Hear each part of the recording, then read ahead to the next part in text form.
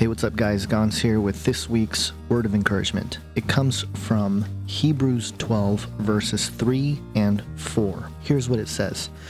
For consider him who endured such hostility from sinners against himself, lest you become weary and discouraged in your souls. You have not yet resisted to bloodshed, striving against sin. So to work backwards here, you have not yet resisted to bloodshed, striving against sin. The audience here of Hebrews 12 at the time were early Christians, and they were really discouraged because they were starting to experience a lot of social and economic persecution. But it wasn't to the point of getting bloodshed, at least not at that point. But the point here is that they should consider him who endured such hostility from sinners against himself. And so we have to be encouraged, not discouraged, knowing that they are following in the footsteps of Jesus. Remember, Romans 8:17 says, if indeed we suffer with him, that we may also be glorified together, lest you become weary and discouraged in your souls. So we should know that Jesus doesn't ask more of us than what he himself experienced, and that he knows exactly what we're going through. So we don't need to be weary, we don't need to be discouraged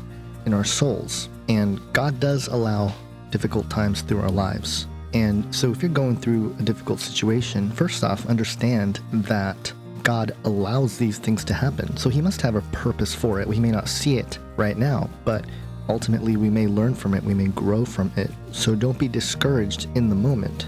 Of course, God can't be the author of evil, but he does allow others to choose evil. But ultimately, God always uses it for his good purpose. So again, this is a shorter one here, and you can continue to read in Hebrews 12. It goes into more detail about our place as disciples and how we are sons, not just illegitimate children. And it's very encouraging. So I hope you do read the rest of Hebrews 12, but it's one of those areas that I don't see a lot of people talking about, so I wanted to get that out there for you. Just remember who he is, because he did endure from sinners hostility against himself, so that we don't grow weary or faint-hearted. And while we do struggle against sin, none of us have resisted to the point of shedding blood. So just keep that in mind, and go out this week in whatever situation you find yourself in, be encouraged that Jesus is watching over you, and his good will come out of whatever you're going through. Have an awesome week. God bless.